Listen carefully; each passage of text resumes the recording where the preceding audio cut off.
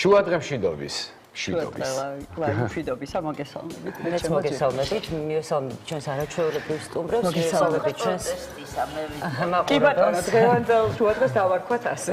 შუადღე პროტესტისა იყოს, ვიზიარებთ ბოლომდე. მოგესალმებით, დიდი მადლობა რომ ხართ ჩვენთან ერთად.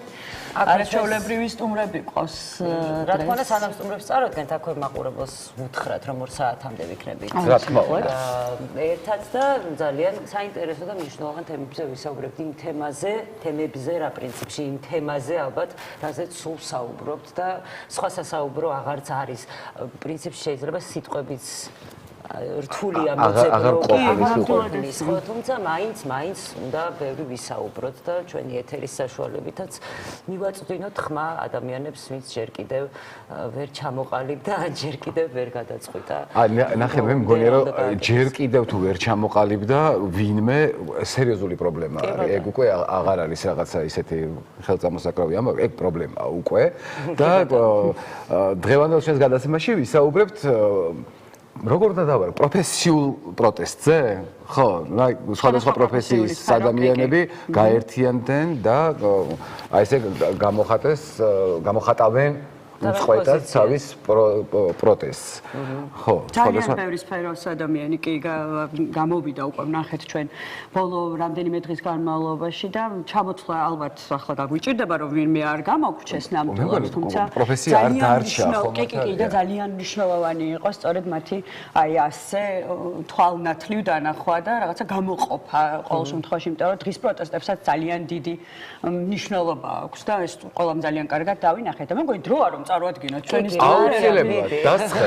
და შევეცადეთ რომ სხვადასხვა პროფესიის ადამიანები მოგვეწვია დღეს ის ადამიანები, რომლებიც ქუჩაში დგანან, გააპროტესტეს ის მიმდინარე მოვლენები, რაც ხდება ჩვენს ქვეყანაში და დღეს ჩვენი ეთერის საშუალებით კიდევ ერთხელ ვისაუბრებთ ამ თემებზე და წარვადგენ ახლა ჩვენს საპატიო ასე ვთქვათ სტუმრებს, ექიმი დავით აბულაძე, PR მარკეტინგი თეონა ბაღდავაძე, ფსიქოლოგი ქალბატონი ნაჯავახიშვილი, IT სანდრო მოსაშვილი. მოგესალმებით, დიდი მადლობა რომ ხართ ჩვენთან ერთად.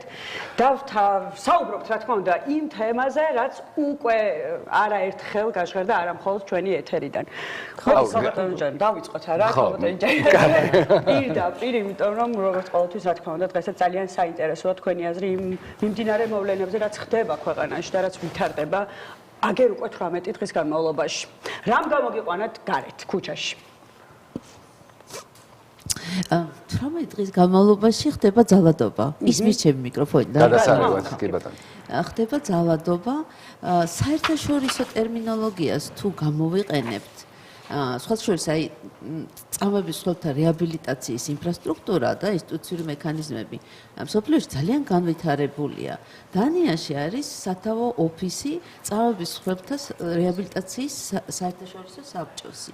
ის რაც ხდება ჩვენთან ამის კვალიფიკაცია შეიძლება როგორც წამებისა და არაადამიანური მოპყრობის.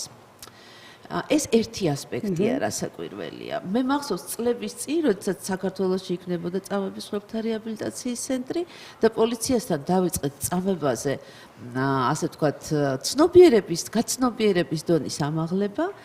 მაშინ ჩვენ ვკითხეთ, რომ აწამებთ ხალხს, როცა შეხვედრების სერია დაიწყო ამ საკითხზე. შევარდნაძის პერიოდიდან იყო ეს. და მათ თქვეს არა როგორ გეკადრებათ და ურტყავთ მე ვკითხეთ და აბა რა გვითხრეს. აი ეს არის. ანუ იმისაც რომ წამების კვალიფიკაცია მისცე, უნდა იცოდე ეს რა არის. იმისაც რომ არაადამიანური მოპყრობის კვალიფიკაცია მისცე, ესეც უნდა იცოდე რა. ეს არის ერთი ასპექტი. მეორე არის საზოგადოების პროტესტი. საზოგადოება ბოლო გამოფხიზლდა, ანუ აღარ უხუჭავს თვალებს რეალობას ნაწილი საზოგადოებისა. რასაკვირველია, ასე ვთქვათ, როდესაც დადებითი ცვლილებები ხდება ხოლმე. ანუ თუ გააცნობიერებს საზოგადოება, რომ იმ მიმართულებით არ მიდის, რაც მის, ასე ვთქვათ, არჩევანს შეესაბამება, ეს დადებითი ცვლილებაა, როცა პროტესტი იწყება, იმიტომ რომ ცვლილების შანსს გვაძლევს.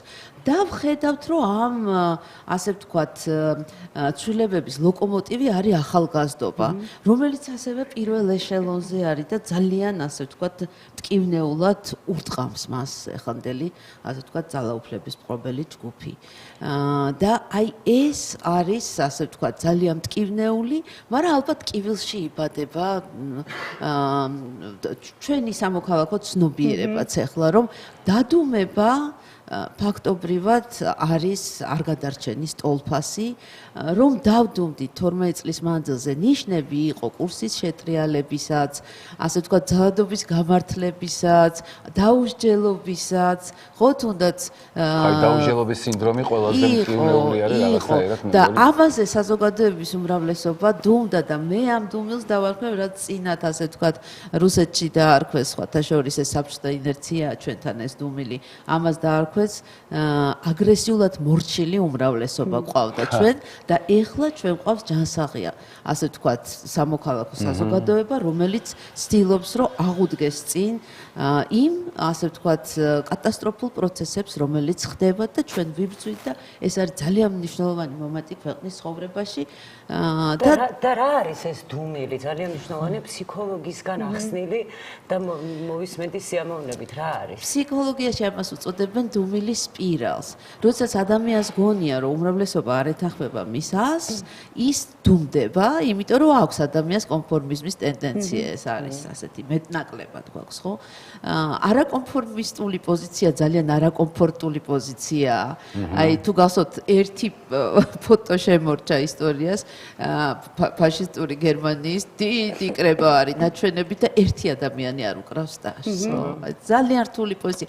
ან ტანკმენა, ესე არის ცნობილი ტიანანმენის მოედანზე, როდესაც ძალადობდნენ ხალხის წინააღმდეგ, ერთი ადამიანი, რომელიც პროდუქტის ჩართით მიდიოდა, გადაუდგა ტანკს და არ უშვებდა ტანკების კოლონას, ხო? ეს ძალიან არაკომფორტული პოზიციაა.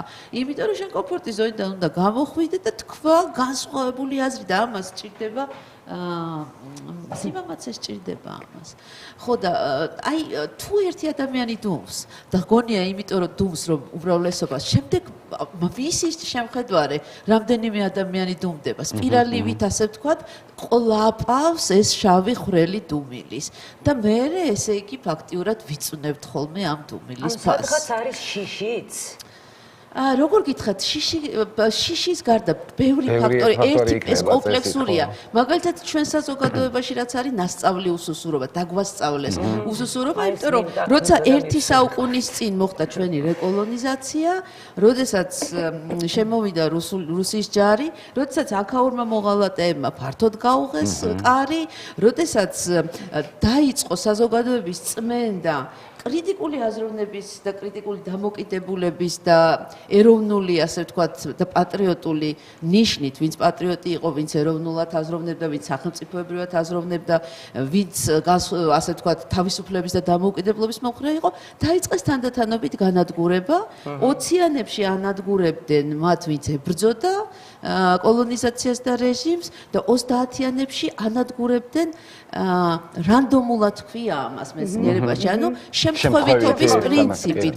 უბრალოდ კრემლი უკვეთავდა გეგმებს. რამდენი ადამიანი უნდა ყოფილიყო რეპრესიის მსხვერპლი და სამწუხაროდ აი ასეთ ტოქსიკურ ვითარებაში, როცა მართვა არის დაფუძნებული ძალადობაზე. დღესაც ასეა. მართვა ეფუძნება ძალადობას. ასეთ ტოქსიკურ ვითარებაში ადამიანის ყველაზე ქვენა ინსტინქტები იღვიძებს და მერე უკვე ესე იგი თითოეული რესპუბლიკა აჭარბებდა საბჭოთა რესპუბლიკა გეგმას. ანუ წერდნენ უკან კრემლს, რომ გამოვავლინეთ ამდენი და ამდენი მეტი გეგმასთან შევთქვათ 5000 იყო გეგმა, 8000 გამოავლინეს ხალხის მტერი და კრემლიც ვიზას აძლევდა, რომ კი შეიძლება მათი რეპრესიაც.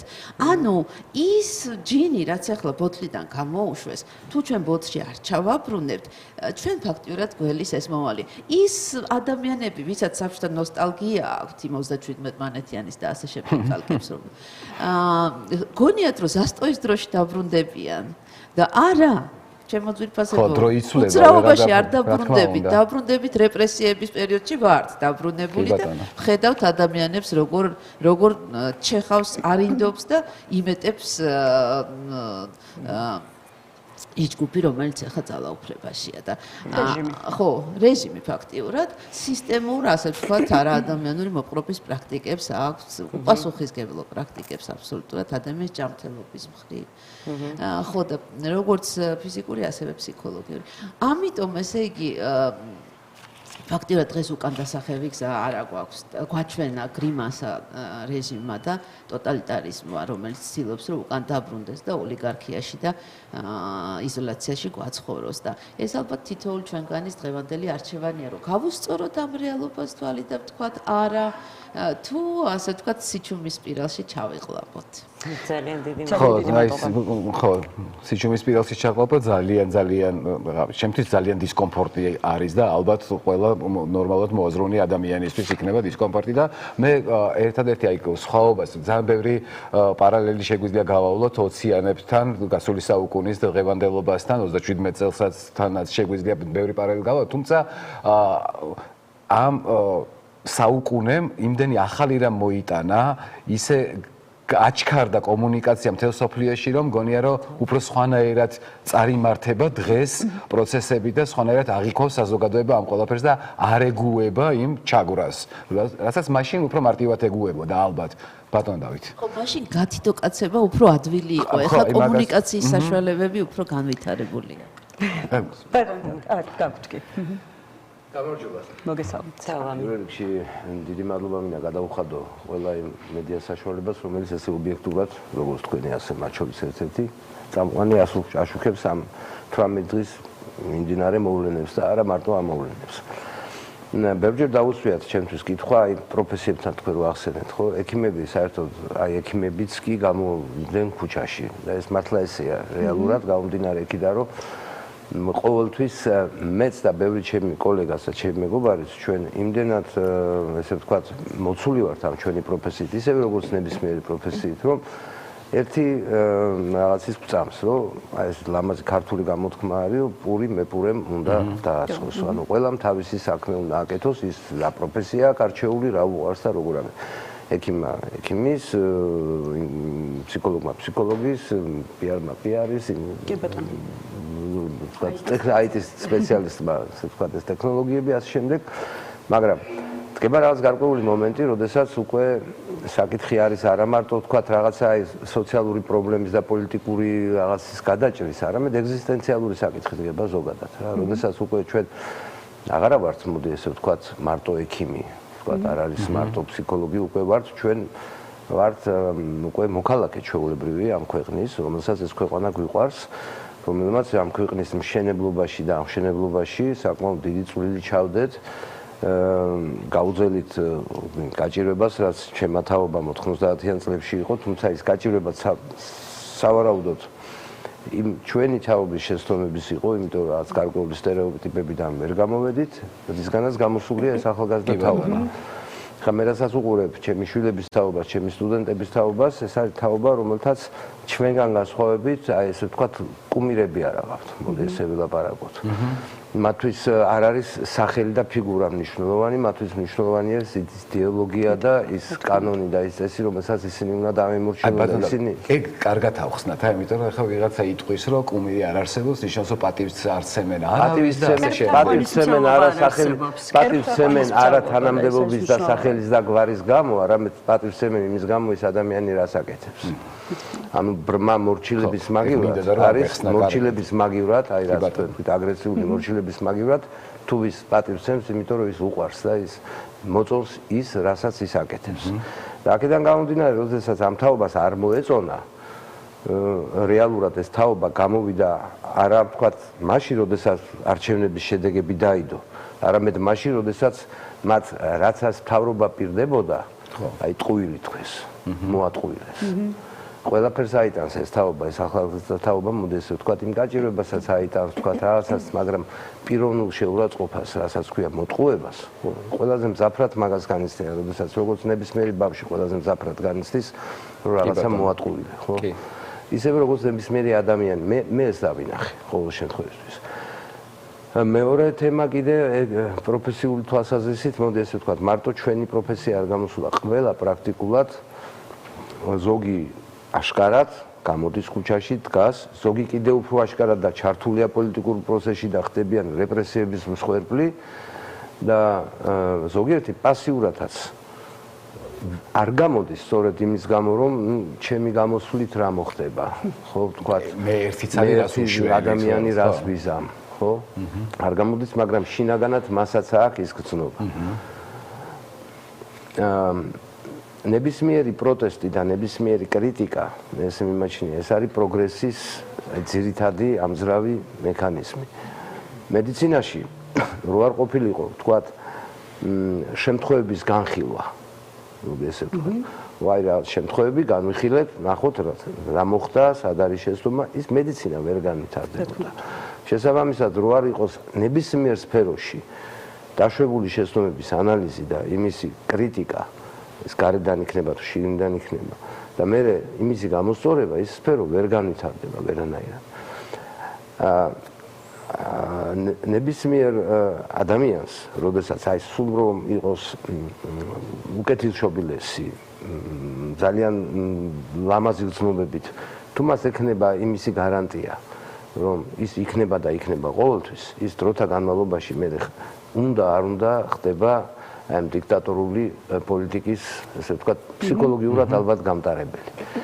აქედან გამომდინარე, იმიტომ აირჩია დემოკრატიულმა სამყარომ ეს ცვალებადობის პრინციპი, არჩევნების პრინციპი და გარდა მარტო ცვალებადობისა, არამედ პირდაპირ იქ სადაც მმართველი წარმოადგენს ქვეყანას პრეზიდენტი, ჩვენთან არ წარმოადგენს, სადაც წარმოადგენს, ხო? იქ ორჯერ მეტი ვადით არჩევა ფიზიკურად არ შეიძლება. ანუ 8 წელზე მეტი. კი ბატონო, წადი მე ისევე არა ის 4 წელი დაუთმე ვიღაცა სხვაში დავუცი. ეგება შეზე უკეთესად და მაგაზე ბევრჯერ ვილაპარაკია ჩვენც, ხო, რაღაცა ხიბში ვარდები მე და უკვე ეს არის ჩვეულებრივი ხიბლი, რომელიც აქვს ნებისმიერ შეიძლება ადამიანს დარჩე მუდმივად შენ საკუთარ შექმნილ, თქვა ბიზნესში. მაგალითად, ხო? რომელიც შენ თვითონ შექმენი, მაგრამ როდესაც შენ ემსახურები სახელმწიფოს, ემსახურები ხალხს, დამხილად ძალაუფლება გაქვს, ის და შენ ამას მე იმტკიცებ, ესე ვთქვათ, თითქოს იმისი არის და მამა-პაპამ დაგიტოვა, ხო? მაგიტომ გადავარდნენ მონარქიები, მაგიტომ ვთქვათ, განვითარდა ეს ქვეყანა. მე უკვე კრიტიკასაც ვეღარიდან. მე უკვე გონია, რომ შენ ხარ ყოველთვის ყველაზე მართალი და გიჩნდება ამბიცია. კი. ამ ამბიციურობას რეალურად, ეხლა ექიმების ჩვენც ადამიანები ვართ, ხო? ასეთი ერთი ჩვენც გვაქვს ის ჩვენი პროტესტის გამოხატვის, მოქალაქეობრივი პროტესტის და არაპროფესიული პროტესტის, არაპოლიტიკური. აქ პოლიტიკა აღარაფერს შუაში არ არის. ჩვენ აღარა ვართ არც თქვა ერთი მიმართულების მომხრე თუ არ ორი თემა არის. ტყუილი, რომელიც დაწყებული თქვა არჩევნების შედეგებიდან დამთავრებული იმ დაპირებებით, რომ აი ევროპაში ეს იგივეა, რომ ბავშვს უთხრა, რომ აი სათამაშოს გიყიდი და სინამდვილეში წაიყვანო და დასაცმელი უყიდო. ხო? არა, დასაცმელიც არ უყიდო. ან დაამწყდიო მშიერი. ან დაამწყდიო მშიერი, კი ბატონო. მათემატიკის რეული უყიდო, სხვა ვექტორით წაიყვანა, სხვა მიმართულებით. არ ვიცი, ნუ ის ბავშვი იმისთვის ხა ის სათამაშოა, ხო, ყველაზე ესე ძვირფასია. ჩვენ ხო ყველა ამ ქვეყნის შვილები ვართ, არა? და ჩვენ იმიტომ ავირჩიეთ ეს მთავრობა, იმიტომ შევცვალეთ 2012 წელს, რომ ისინი 2007-ში ჩავარდნენ ხილში. კი ბატონო. და ეს ამათაც უკვე პრაქტიკულად ჩავარდნილები არიან იმ ხილში, რომელიც ასევე ცოდვაა. ღვთისგანაც და ცოდვა არის რეალურად კანონისგანაც. და ამან გამოგვიყვანა ყველა პროფესია, მე თუ მკითხავთ, ქუჩაში რომ ესე არ შეიძლება, რომ სხვანაირად ჩვენ დავემსგავსებით იმ რაღაც უზურპატორულ და დიქტატორულ სახელმწიფოებს, სადაც ერთი ჯგუფი საკმაოდ ვიწრო მართავს და აკონტროლებს აბსოლუტურად ყველაფერს. და არის პოლარიზებული მკვეთრად საზოგადოება და საშუალო ფენას საერთოდ აღარ არსებობს. აი რაც რეალურად ეხლა საქართველოს მაგის პირას დგას, მაგრამ ღვთისმადლით, მოდი ესე ვთქვათ, და იმ საერთაშორისო გამჭვირვალობის წყალობით და ჩვენი კოლეგების, IT სპეციალისტების წყალობით რეალურად ეს ინფორმაცია უკვე იმდენია და ესე თავისუფლად შემოდის, რომ ესე ვთქვათ, ნაჭუჭში ჩაკეტვა, როგორც ადრე იყო კომუნისტების დროს, ეს რკინის ფარდა იყო და რა ხდებოდა იქით და რასაც გვეუბნებოდნენ, მარტო მაგისი ბჯეროდა. ეხლა ვერანაირად ვეღარ მოხერხდება იმ საინფორმაციო წყაროების დახშობა. არც ახალგაზრდებისთვის, არც ჩვენი თაობისთვის და არც ჩვენი უფროსებისთვის. უბრალოდ აქ არის თემა, რომ ხალხი მათ შორის ვინც დღეს საჯარო მოხელეები არიან, ყველამ კარგად დაინახა, ხალხი გუშინ წირო გამოდიოდნენ ქუჩებში, თვითონ დაწესებულებებიდან კი აქციაზე შეიძლება არ მიდიოდნენ, მაგრამ ესალმებოდნენ, პატივცემდნენ და ესე თქვა, შინაურ საუბრებში და იმაში გაცილებით უფრო ამ სწორედ ამ ის ხალხიც კი ვინც ძალიან აშკარად უჭერდა მხარს სამთავრობას, ეხლა რეალურად უკვე მათაც გაუჩნდათ, ესე ვთქვათ, ეს კრიტიკის სურვილი.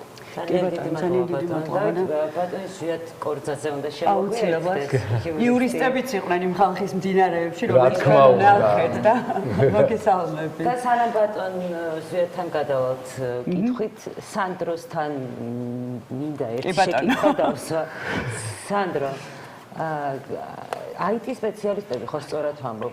რაღაცნაირად თითქოს არ გამოირჩევით დიდად ესე ხმაურით და არა, ხმაურით კი არ გამოირჩევიან ამ ადამიანების აი ხანდახან ეჭვს რო გვეპარება რომ მოწყვეტა და იმ უბრალოდ ვიცით. თავისი საქმიდან გამოყვანა ძალიან რთულია. ხო, ნამდვილად. კი და რაღაცა ძალიან მნიშვნელოვანი ხდება განსაკუთრებით ეს ადამიანი. ყველაზე იქნებოდა რაღაც ალგორითმს დაწერდნენ და აი მარიამაც თავიდან დაიწყო ამ კითხვით, რამ გამოგიყვანათ გარეთ? აი ძალიან მნიშვნელოვანი ახლა თქვენგან მოვისმენთ IT სპეციალისტები რა მაგახმაურათ, ასე ვთქვა და რამ გამოგიყვანათ? ბევრი ხუმრობაც წავიკითხეთ მათ შორის უშუალოდ სოციალურ ქსელებში, რომ ესენი თუ ადგენენ და ლეპტოპებს მოწყდნენ, ესე იგი მართლაც ცუდად არის საქმე. ნუ იმასაც შეეტყო, რომ 11-ზე რო იყო მარში დაგეგმილი, მაგალითად პირველის ნახევრისკენ დავიწყეთ და ცოტა ჩვენი ისიც გვაქვს. ბაგები არ იყო, ხო, თავარია. და საერთოდ პირველი მერცხალი რო ვიყავით ამ თვალსაზრისით და პროფესიული ნიშნით რო დაიწყო გამოსვლა, ეს ძალიან მნიშვნელოვანი არის, იმიტომ რომ ცალკეული ჯგუფების პროტესტი ვნახეთ კომპანიების მხრიდან ან რაღაცა მსგავსი, მაგრამ პროფესიული ნიშნით აშკარად სოლიდარობა უფრო მეტი არის და უფრო ნათლად ჩანს, რამდენ ადამიანს ეხება სხვადასხვა კომპანიაში და იმ ბურჯებში, ასე ვთქვათ, რაზეც საქართველოს ეკონომიკა დგას თუ რაზეც საქართველოს სოციალური სივრცე დგას ყველა მომხმარებელი. რამდენად კრიტიკული არის, ასე ვთქვათ, IT სპეციალისტების როლი ამ ყველაფერში. ზოგადად IT სპეციალობა მნიშვნელოვნად არის დაფუძნებული დასავლურ როგორც ფინანსურ და ინტელექტუალურ კაპიტალზე, არამედ ამავდროულად ღირებულებით სისტემაზეც, იმიტომ რომ ეს არის როგორც სისტემატური განახლების და გაუმჯობესების პროცესი. და მათ შორის როგორც ბატონმა აღნიშნა, აი ეს ასე ვთქვათ, ცვლილება, რაც საჭირო არის და 2 ვადაზე მეტი რო არ შეიძლება და ყველაფერი რო ძველდება მათ შორის და ხილში ჩავარდნენ რო არ ხდება, IT-შიც ახლა რაღაცა ასე ვთქვათ, ნელ-ნელა დეგრადაციას განიცდის პროდუქტი, თუ იმას სისტემატურად არ განაახლებდა, იმ ინოვაციებს არ შესძენ და პროგრამულ განახლებას არ უზრუნველყოფ. ამ თვალსაზრისით, ანუ ეს გავაკეთე და დავდე არ მუშაობს. ხო და ჩვენი ანუ IT სფეროში და ზოგადად ციფრული პროდუქტების შემოქმედებაში ვინც არის ჩართული, ყველა რგოლს ამ ტექ ინოვაციებზე პულსზე უდევს ხელი, რომ რაც შეიძლება მალე შემოიტანოს, ასე ვთქვათ, ეს სიახლეები და უზრუნველყოს ყველა ის ყოველდღიური სერვისი და სარგებელი, რაც ხალხს ცხოვრებას უიოლებს. ანუ როგორც პირობითად ევროპაში მოსახლეობის კეთილდღეობის მაქსიმალიზება არის, ასე ვთქვათ, მიზანი, ისე ჩვენ შემთხვევაში მომხმარებელი არის ეს მოსახლეობა, რომელიც ქართული კომპანიების ჭრილში ნიშნავს მთელ საქართველოს და ისევ რითაც ჩვენ სარგებლობთ არის ძირითადად, ასე ვთქვათ, ჩვენი მოტანილი. და კიდე ის მინდა აღნიშნო, რომ ჩვენ აი ეს რამაც გამოგვიყვანა, მნიშვნელოვანი არის, რომ IT სპეციალისტებს აქვთ ის ფუფუნება, ასე ვთქვათ, რომ საზღვარგარეთ იმუშავენ, მაგალითად, ბაზარი ითვისებს ამ სპეციალობის ხალხს, მაგრამ ამ ადამიანებს გვაქვს мотиваცია, რომ ის სიახლეები, რაც არის, ჩვენ ვიყოთ პიონერები ამ თვალსაზრისით და ჩვენ შემოვიტანოთ და ჩვენ ქვეყანას მოვახმაროთ ეს სიკეთეები და არ მივდივართ, ასე ვთქვათ, არსად რა. და ამ ინტელექტუალური რესურსის გადინება თუ მოხდა, დამღუპელი შეიძლება იყოს, ასე ვთქვათ, ქვეყნისთვის. როგორც სხვა ნებისმიერი ინტელექტუალური რესურსის გადინება, ჩვენ ვხედავთ, რომ მათ შორის რაც ასე ვთქვათ, თუნდაც მემკვიდრეობით ერგო ან რადონემდეც აქტიურ პოლიტიკას განვითარებისას მეტნაკლებად 2016-17 წლამდე ეწეოდა თუნდაც მიმდინარე ხელისუფლება, იქიდან რა სიკეთეებით შემორჩა, ტექ უზრუნველყოფით. ისინი კი ბატონო სახელმწიფო სტრუქტურებს შეიძლება მუშაობს, მაგრამ იმის მერე მნიშვნელოვანი კლება არის ამ თვალსაზრისით, თუ კერძო არ არის სექტორი, იმ დღეს კომისარიატში ვიყავი მაგალითად და რაღაც ცნობის აღება მინდოდა, მაგრამ ფოტოს ვერ ტვირთავდნენ და პირდაპირ თანამშრომელმა მითხრა, რომ ის რა ქვია, დაგვიძველდა პროგრამაო, გაჩერდა, აღარ მუშაობსო და ამიტომ ვეღარ ძლეოდნენ. ეროვნულ არქივში თუ მივხვალთ, არაფერი გაციფრულებული არ არის და ასე შემდეგ და ნელ-ნელა ყველა სისტემას და ყველა სერვისს ეს შეეხება. და მით უმეტეს ახლა ჩვენ აღარ ვსაუბრობთ ევროინტეგრაციისკენ ნელ და სწრაფ სვლაზე.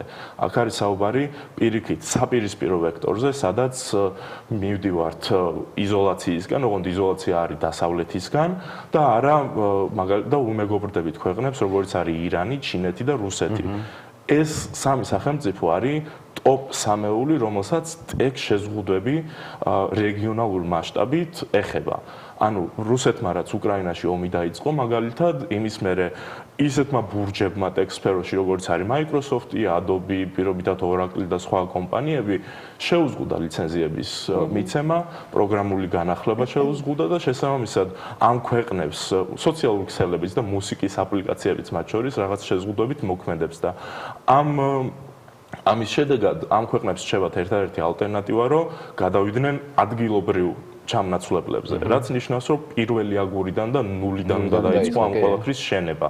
და ჩვენ შემთხვევაში ეს იქნება, ნუ კატასტროფული იმედი არ შეგვეხება, მაგრამ არაფრისგან არ ვართ დაზღვეული რეალურად. სოცქსელები თუ ერთი მხარე არ ბლოკავს, იმიტომ რომ ნუ პროპაგანდის თვალსაზრისით რუსეთი შეიძლება Facebook-ს და Instagram-ს კრძალავს და ჩინეთშიც რაღაცა WeChat-ი არსებობს, მაგრამ აქეთა მხრიდანაც დასავლეთიდანაც გარკვეული ოპერაციული საშუალებები იზღუდება უკვე და რაღაც ლიმიტები წესდება. და ძალიან მნიშვნელოვანია ჩვენ ინფორმაციულ ომშიც ვართ ამ ყველაფერთან ერთად. ჰიბრიდული ომის ფორმა არის აგრესორთან და მნიშვნელოვანია რომ ჩვენ გქონდეს ეს საკომუნიკაციო საშუალებები, დამოუკიდებელი მედია არსებობდეს, არ შეექმნას მათი ინფრასტრუქტურას პრობლემა და ხალხმა ერთმანეთს ხმა მივაწვდინოთ და მათ შორის იმ ბაბლებიდან რაშიც ვართ, გააღწიოს ინფორმაცია, რომ მარტო ისე არ ვიყოთ, რომ კონკრეტულ არხებს უყურებთ და ჩვენ თავს ველაპარაკებით და ჩვენ მეგობრებს მხოლოდ. და პრინციპში ეს არის ის მიმართულება, იმასაც ხუმრობდნენ ესენი ორი დაწკაპუნებით გაგვთიშავენო, მაგრამ მინდა გითხრათ, რომ არავის ჩვენ ინტერესში ეს არ არის, მათ შორის აგრესორისთვისაც ყველაზე მნიშვნელოვანი არის, რომ იგივე ტელეკომუნიკაციები მოისპოს და ასე შემდეგ, რომ ქაოსი შეიქმნას ქვეყანაში და მართლაც ხელს რეალურად და ეს ტრისტის ქვილზე ასხავს წყალს და ჩვენ ინტერესში არის, რომ ყოველდღიურ ცხოვრებაში მომხმარებლებს და ჩვენ მოსახლეობას პრობლემა არ შეექმნას, მაგრამ იგივე ეს მოქნილი გრაფიკი პროტესტში მონაწილეობის საშუალებასაც გვაძლევს. და ამ მხრივ ვამყარებთ ამ ყველაფერს და ამავდროულად ვცდილობთ, რომ ქვეყანა მიფუნქციონიროს და ამის ბოლომდე დავწერ და გამოვდივარ. კი. მათ შორის თქვენ ერთ-ერთ ვისარგებლებ და ჩემ გუნდის დეველოპერს ართას მოვიკითხავ, რომელიც ყოველდღიურად გაზის ყლაფის მიუხედავად ყოველგამით ლეპტოპით დადის ხოლმე აქციებზე და ბოლომდე გაყავს ხოლმე თავის საქმე. ხო. დიდი მადლობა. ძალიან დიდი მადლობა. ახლა სანამ თეონასთან და ბატონ სვიათთან გადავალთ, ქალბატონ ნინო ჩხობაძე გვიერთდება ახლა ჩარსაში, იმიტომ რომ ჩვენ ნახეთ გარემოს დაცვის დამცველების აქცია ასევე, რომლებიც გამოვიდნენ და გააპროტესტეს მიმდინარე მოვლენები და რა თქმა უნდა იგივე კითხვით ვიწყებთ თქვენთანაც. რატომ? რამ გამოგიყვანეთ გარეთ? პირველ რიგში მოგესალმებით ყველას. დავიწყოთ იქიდან, რომ გარემოს დაცვისთვის საერთოდ ევროინტეგრაცია ერთ-ერთი უმნიშვნელოვანესი საკითხია, იმიტომ რომ ჩვენ ლოკალური პრობლემებიდან გადავდივართ გლობალურ პრობლემებს. გლობალური პრობლემები იმდენად დიდია და იმდენი გამოწვევებია მსოფლიოში, რომ ამას მარტო ერთი ქვეყანა ვერასოდეს ვერ შეძლებს, რომ დაწყდეს. ძალიან მნიშვნელოვანია, რომ ერთობა იყოს და განსაკუთრებით ევროინტეგრაციისთვის არის მნიშვნელოვანი, იმიტომ რომ მარტო კლიმატი რო ავიღოთ, კლიმატის ცვლილება ერთ-ერთი ყველაზე ძლიერი მიმართულება, რომელიც კავშირში არის ზუსტად ეს მიმართულება. იმიტომ რომ სოფლიო საკმაოდ შეშფოთებულია და მე მგონი ყველა ქართველმა, ყველა ჩვენმა მოქალაქემ ეს იგრძნო, მაგალითად თუნდაც აი ამ ძალიან დაბალი ტემპერატურებით დეკემბრის დასაწყისში, რომელსაც უკვე უჩვეულო იყო ჩვენთვის და ხედავთ რა ხდება გუშინ წინ რა ხდება საქართველოში და ჩვენ ველოდებით რომ უფრო სხვა ტიპის კატაკლიზმები იქნება და ამას მარტო სახელმწიფო მარტო ერთი ქვეყანა იზოლაციაში ყოფილი ვერანაირად ვერ გაუკლავდება. ამიტომ გარემოს დამცველების პროტესტი არის ძალიან მნიშვნელოვანი. ნუ ამას ემატება ისეც რომ ყველაზე ესე ვთქვათ ოპოზიციურად გაწყობილი ყოველთვის გარემოს დამცველები არიან, იმიტომ რომ ყველა თulis საზოგადოებაში რომ გარემოს დამცველები თუ ამბობენ, ესე იგი რაღაცა ისევ აკრძალვას აკეთებენ. არა, აკრძალვას არ ვაკეთებთ, უბრალოდ გვინდა რომ ყველაფერი იყოს ისე გაკეთებული, რომ არაფერმა აღარ შეუშალოს ადამიანს ცხოვრება თვითონ დედამიწაზე და რაღაცა პრობლემები არ იყოს. ამიტომ ჩვენი პროტესტი გარემოს დამცველების არის მხოლოდ და მხოლოდ ერთი პირობით გამოწვეული. ჩვენ ვერ ვიმუშავებთ იზოლაციაში, ეს ფაქტია და ჩვენ ვერ შევძლებთ რომ დავძლიოთ ის პრობლემები, რა პრობლემებიც დღეს უკვე წამოიჭრა 2003-ში შოვის ტრაგედიით, ენერგიეთის ტრაგედიით, წყალდიდობებით, რაც მოხდა ესპანეთში წელს 2024-ში, რაც გველის კიდე დამატებით, იმიტომ რომ არის პროგნოზები საკმაოდ არასახარბიელო, მარტო ეს ქვეყანა ამას ვერ შეძლებს. ჩვენ ძალიან მნიშვნელოვანია ჩვენთვის ზუსტად ევროინტეგრება ამ სიტუაციაში. ძალიან დიდი მადლობა და აქვე ალბათ მაინც უნდა დავსვათ ეს კითხვა, რა მოლოდინი გაქვთ და ამ პროცესებიდან გამომდინარე და რას ველოდებით, რა იქნება მომავალში? პრობლემები მაქსიმალური უნდა გავაკეთოთ, რაც შეგვიძლია და არ უნდა გავჩერდეთ. ეს არის ყველაზე მთავარი მომენტი და მაქსიმუმ უნდა შევეცადოთ, რომ ცოტა გოლს მოვიდეთ ყველანი ერთად, მათ შორის პირველ რიგში ვინც ფიქრობს, რომ დღეს რაღაცნაირად მართავს სახელმწიფოს, უკაცრავად, მაგრამ საკმაოდ რთული იქნება იმის გაკეთება, თუ ხალხი გვერდზე არ დაკითხება. ამიტომ უნდათ არ უნდათ ხალხის ძალა მაინც ხალხი და მოსახლეობა არის ყველაზე დიდი მადლობა. იცი ახლა აი წამოვიდა რაღაცა აზრი რომ ანუ გამახსენდა მდინარაძის მათემატიკა. ხო? აი უცნაური მათემატიკა და რომ ამბობენ ეს ადამიანები რომ 1.5 მილიონი ჩვენი ამომრჩეველი რომელიც არ არის რეალურად, მაგრამ და იყოს 1.5 მილიონი და 1500 კაცი იყო, ხო თუ რაღაცა გაუგონარ ციფრებს იყოს, ხო 1500 კაცი, ანუ ის 1500 კაცი ამ ქვეყნის მოქალაქე არ არის, არ უნდა მოусმინო შენს თანამოქალაქეებს თუ არ ვიცი მე რანაირად ფიქრობთ, რანაირად ითვლით და რანაირად აზრობთ და და ბავშვი მიყვანილი ნაცის დღესთან. საყვარელი ბავშვები კი იყვნენ. არა, ბავშვი ერთი იყო. საყვარელი ბავშვები იყვნენ. კი. 10 გამგეობიდან და 20 მეტადონის პროგრამიდან 50 კაცი მოაგროვეს და ჩვენ თურმე 1500 ყოფილვართ. აი, თეორიასთან გადავაკითხეთ ჯერ თქვენთან პოდკასტში. სანამ აი ახსენე შენ ეგ ამბავი, ანუ ორ პარალელურ რეალობაში გვიწევს ცხოვრება და ეს ახლა მარკეტინგს რადგან ვეხებით შენთან, რაღაცა ახლა თუ მაყურებელმა იცი ბევრმა იცის ნეირომარკეტინგი რა არის, რაღაც მაგის საფუძვლებიც და ნიშნებიც ჩანს, ხო? რეალურად მართლა ვინც ამ რაღაცა დაჯგუფების მომხრეა, რაღაც სხვა რეალობაში, სხვა საქართველოში ცხოვრობს და არ ხედავს იმდენ ადამიანს ქუჩაში, რამდენიც 18 დღეა დგას. დავიწყოთ იქიდან, რომ პირველ რიგში მე არ მჯერა, რომ ამათ ეს რაღაცა შემთხვევით დაემართათ ხელისუფლებამ გარკვნა და არ იციან რას აკეთებენ. ყველაზე საშიში არის, რომ ჩვენ ვიფიქროთ, რომ ეს ადამიანები ამათ მიიყვანა რაღაცა თვითკმარობამ და თვითკმაყოფილებამ. ეს არის სტანდარტული სტრატეგია, რომელიც ჩვენ გვინახავს ისეთ დისტოპიურ ფილმებში, წიგნებში, როგორც არის მონანიება, რომელიც აღმოჩნდა, რომ აბსოლუტურად მხატვრული დოკუმენტურია და არის ორველის 1984. ეს ერთ ფაქტს გავიხსენებ, რომელიც აღმოჩნდა, რომ ყველაზე თვალნათლივ გამოხატავს ყველაფერს, კახი კავსაძის პერსონაჟს ედავებიან მუმბეიდან ლონდონამდე გვირაბის გათხრას. რეალურად შეეძლოთ გაცილებით უფრო ადეკვატური რამ დაებრალებინათ და რატო ხდება, როდესაც ჩვენ ძალიან დიდი უსამართლობის წინაშე გვაყენებს ხელისუფლება. ეს არის აზროვნების ჩარჩოდან ამოგდება ქალბატონი ჯანა დამეთახმება კოგნიტური დისონანსი, რომელშიც ადამიანის ტვინი ყველაზე მეტად იბნევა და ვერ ხვდება საით წავიდეს და ერთადერთი მისი გზა არის დანებების. თუ რამეს არასწორს ვამბობ, ძალიან გთხოვთ. როგორც კომპეტენტი, კი ბატონო. იმიტომ რომ ფიჭა არა დაერორდება ბჭყალებში და შესაბამისად ყველამ რო გავიგოთ ეს ტერმინი, ეძებს რაღაცა ლოგიკას და ამ ლოგიკის ძიება არის ყველაზე ფუჭი გზა, იმიტომ რომ ჩვენ უნდა ვიცოდეთ რომ ლოგიკა არ არსებობს. რატომ დაიჭირეს ის ადამიანები? ეს კითხვა არ უნდა დავსვათ, იმიტომ რომ ჩვენ ყველას დღეს გვაბრალებენ მუმბეიდან ლონდონამდე გათხრას გვირაბის. ეს პირველი საკითხი, რაც მგონი უკვე გავიარეთ საზოგადოებამ და მივხვდით რომ ესე დისტოპიაში გვაცხოვრებენ. დიახ, ისე საინტერესოდ საუბრობთ, რომ მინდა ერთი ფრაზა არ დაგავეცდეთ რა უნდა თქვა. ხო, სხვათა შორის ეხლა იკვლიეს ის რეპრესიები, რატომ იყო რანდომული პრინციპით და ისტორიკოსების დასკვნა არის მოსახლეობის დისციპლინირებისთვის. ანუ შეიძლება იყოს დამნაშავე. უკვე აღარავინ აღარ არის, ვინც ამისგან ვართ დაზღვეული.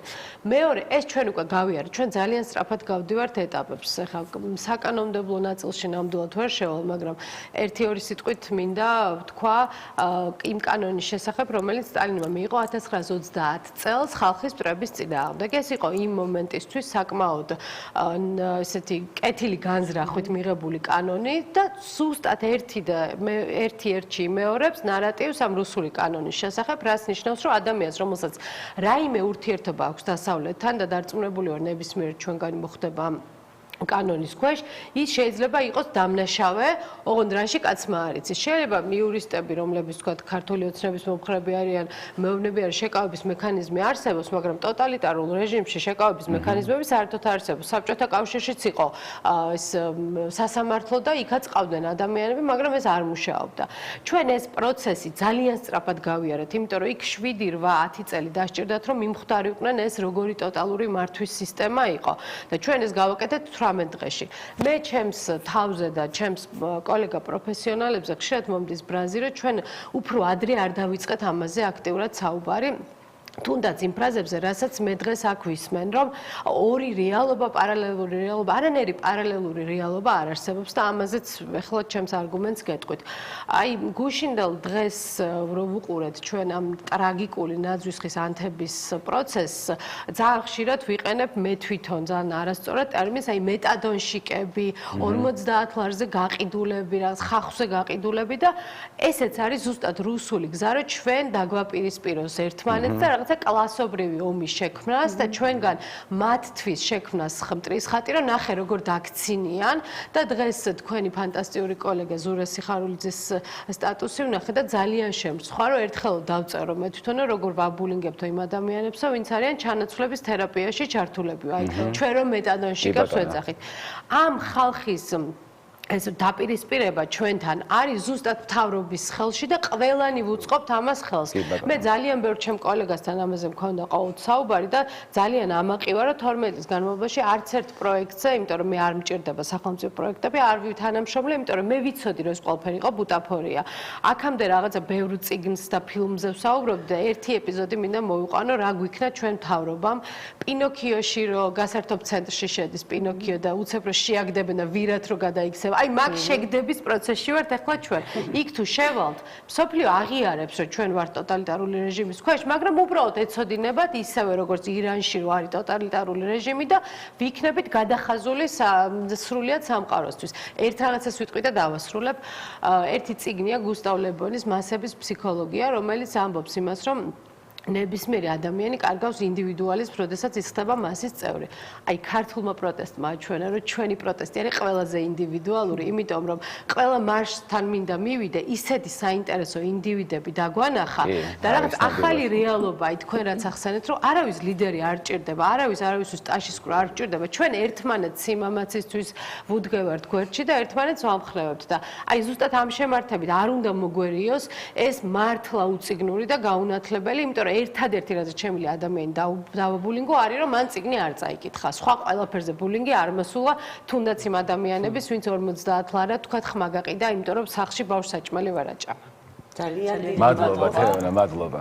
ძალიან მნიშვნელოვანი იყო ეს ყველაფერი მართლა მეც მეშლება ჩემი თავისთვის ვამბობ ამას, იმიტომ რომ აბსოლუტურად ადამიანებისთვის ამაზე საუბარი და არ შეიძლება. ძალიან ბევრი დაფიქრდება შენი საუბრის შემდეგ. პირადად მე ძალიან ბევრ რაღაცას გავითვალისწინებ და მადლობა ამისთვის თეონას. დიდი მადლობა. მადლობა. მე მგონი გადავიდეთ ხო ბატონო? აუცილებლად. ბატონო ზია, ეხლა რომ იურიდიული ჭრილში განვიხილოთ ის ყველაფერი, რამდენი დანაშაულის ხდება და რაც ხდება, ძალიან შორს აგვიყვანს ეგ ამბავი ალბათ. თუმცა ნუ აქსიომაა და ვხედავთ ამ ყველაფერს. იურისტების პროტესტები საუბრობთ. მე გამოსული ვარ უკვე იურისტის პოზიციიდან. მე ზოგადად ვინ ტელევიზიაში, ვინ სოციალურ სივრცეში ყოველთვის ვცდილობ რომ დავრჩე ობიექტურ აკადემიური ზოგადად ესეთი, მაგრამ ეხლა გასული ვარ ყველანაირი მოცემულობიდან და იმდენად გასული ვარ მოცემულობიდან რომ არ ვეთანხმები რაც ისაუბრა. ვერ დამარწმუნა რომ გავჩერდე და არა, მე გულისხმობ თუნდაც იმ კუთხე რა თქმა უნდა მართალია რაც თქვა, უბრალოდ ძალიან გაბრაზებული ვარ. რატო? მოდი ესე ვთქვათ, აქ რამდენიმე ადამიანი ვარ, ვისაც ალბათ 90-იანი წლები გვახსოვს და იმის დასაწყისი და ძალიან მაგალითად ერთ რამეს გაგახსენეთ, ჩვენ დამოუკიდებლობა რომ მოვიპოვეთ რაღაც 4-5 წელიწადში SNG-ში შეგვაბრუნეს. და რომ ნახოთ სია ვინ მოაწერა ეგ SNG-ში შებრუნებას ხელი, არ მინდა მე ახლა გვარების თორე მონანიებას რო ვახსენებ, მისმა რეჟისორებაც მოაწერა ამას ხელი და ხმა მიცა რომ იცოდეთ. და ბევრმა ისეთმა ადამიანმა მაშინ რომელიც მაშინ საპატივცემული იყო, ეხაც რო გიყვარს. ამ ქვეყანას ერთი პრობლემა აქვს, როდესაც ჩვენ პასუხს არ ვთხოვთ ადამიანებს, მორალურ პასუხს არ ვთხოვთ ადამიანებს მათ მიერ ჩადენილ ქმედებებზე. იმ აქცე ხელმომწერი ხალხი დღეს პოლიტიკაშიც არის. და საკმაოდ პოპულარულებიც არიან ზოგიერთი. და ზოგიერთი კიდე ტივტივებს ამდენი ხანია. რა არის იცით, დღეს გაცდა მდგომარეობა მოწონება არ მოწონების, ორი ვადის, ესე რა ქვია, რაღაცა დიქტატორული თუ ავტორიტარული ვართ, რაღაც ამის შეფასებას, იმიტომ რომ აქ სახელმწიფოებრიობა დამთავრდება უბრალოდ. ეს შეცდომა დაუშვეს ჩვენმა წინაპრებმა 21 წელს. როდესაც ჩათვალეს, რომ ჯერთი ჩვენმა, ასე ვთქვათ, წინაპრებმა მაშინ დაუშვეს შეცდომა, რომ დამოუკიდებლობა მოვიპოვეთ და იმას მიცეს ხელისუფლება, ვისაც არ უნდა დამოუკიდებლობა სოციალ-დემოკრატებს. ანუ იქ სპექტრი ძალიან დიდი იყო. მე ვინმეს თუ გონია რომ 21 წელს რომ დაგვიპყრო რუსეთმა საქართველოში მაგალითად მრავალპარტიული არჩევნები არ ტარდებოდა, ძალიან ცდება. რამდენიმე წლის განმავლობაში არჩევნებიც ტარდებოდა და მაშინ არსებული პარტიების მხოლოდ 27-28 წლისთვის მოამთავრეს კომუნისტებმა თავის საქმე და მათ შორის დახვრიტეს ის კომუნისტებიც, ვინც 21 წელში შემოიყვანა ეს ხალხი აქ. დღეს ვდგავართ ძალიან კონკრეტული საშიშროების წინაშე. ხელისუფლება გავიდა საკონსტიტუციო ჩარჩოდა. ანუ ნახეთ, ჩვენ ვსაუბრობთ აქ შედვართ და რაღაც წესებზე ვსაუბრობთ და მაინც უყურებთ და აქეთ თქვენი ხალხი იმდენად აკადემიური ვართ, რომ ვსაუბრობთ ძალიან კონკრეტული ჩვენი პროფესიიდან. არა და მეორე მხარეს ფეხბურთს თამაშობს ვიღაც თუ მეორე მხარეს ხელით გატანენ გოლებს უთვლიან, ეს წესები აღარ მოქმედებს. და ხალხის იქ დგომა არის ზუსტად ის, რომ წესები აღარ მოქმედებს და ყველაზე საინტერესო ისიც იმიტომ არ გადაიქცა ეს ხალხი მასად, რომ ტრიბუნაზე არავინ არ დგას. საკმარისია ვინმე ავიდეს ტრიბუნაზე ერთი ტაში გაიზრდას იქ და მასად გადაგცევი და რომ მივახვედროთ ერთმანეთს, მე ზუსტად დავიჭირე მასად გადაგცევის პროცესში, როდის ვარ, მაგალითად სტადიონზე, როცა ჩემი საყვარელი გუნდი გოლს გაიტანს. როცა გარშემო ვეხვევი იმ ადამიანებს, რომელსაც საერთოდ არ ვიცნობ და ეს პროტესტი, რომელიც აქ არის და ის ფორმა, რომელიც მიიღო პროტესტმა, რომ არავინ არაფერზე არ საუბრობს, ჯიუტად გამოდივართ და დგავართ, მათ შორის იურისტებმაც, როდესაც უზენაეს სასამართლოსთან გუშინ წინ დავიწყეთ მსვლელობა და იქ შევიკრიბეთ, იქაც არავინ არ გამოვსულვართ. ფორმა, რომელიც არჩეული არის ყველაზე ხელისუფლება უნდა მიხვდეს, რომ ყველაზე გაბრაზებული ადამიანის ფორმაა. როდესაც ჩვენ არ გვჭირდება ერთმანეთისთვის იმის გაზიარება, რომ გაბრაზებულები ვართ. არ გვჭირდება მოთხოვნების დაყენება. დგევართ და ვითხოვთ, რომ შეგხვედეთ.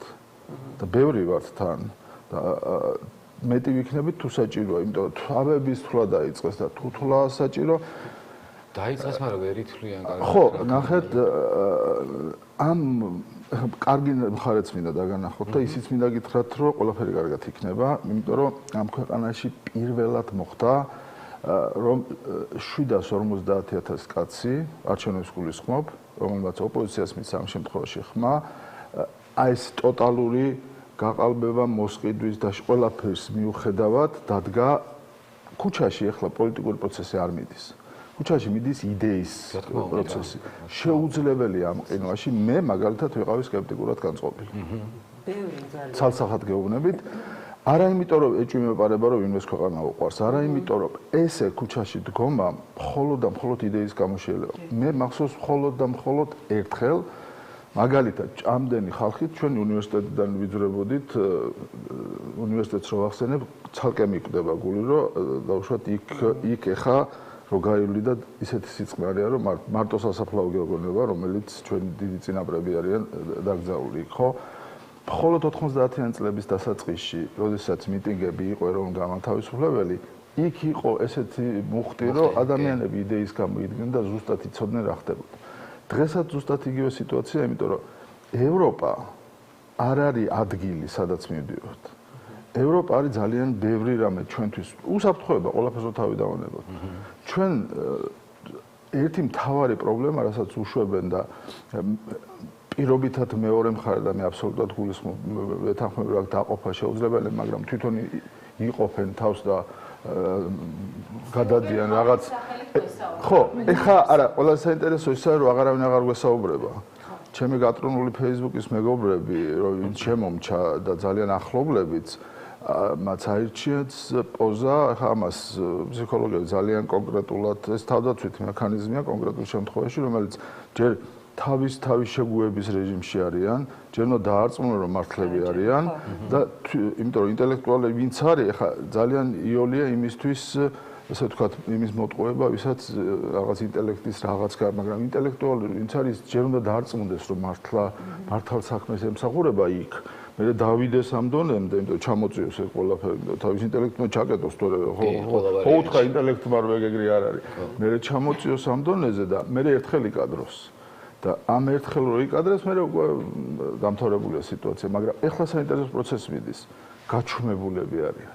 ეგ იმდენად კარგია, რომ კარგია მათთან მიმართებაში, მე ძალიან ახლობელ ადამიანებზე ვსაუბრობ ახლა ჩემზე, რომელზეც ყველას გეყოლებათ, რომლისგანაც მე ველოდები ამ პრობლემების გადაწყვეტას, იმიტომ რომ სანამ ხელისუფლების და ქართული ოცნების შიგნი არ დაიწყებს ვიღაცა საუბარს, რომ ესე არ შეიძლება, ჩვენ აქედან წამსვლელები არა ვართ.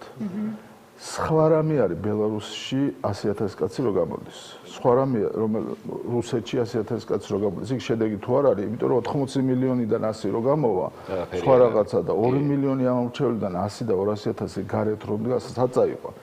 მთელი ამ ხნის განმავლობაში სულ დაკავებულია 400-500 კაცი. რესურსი არ ეყოთ მეტი. რამდენი ვართ კიდე დასაჭერი ხო წარმოგიდგენიათ? ანუ შეუძლებელია ამ გზას რო გაყვნენ, ვერ დაგვატევენ ვერსად.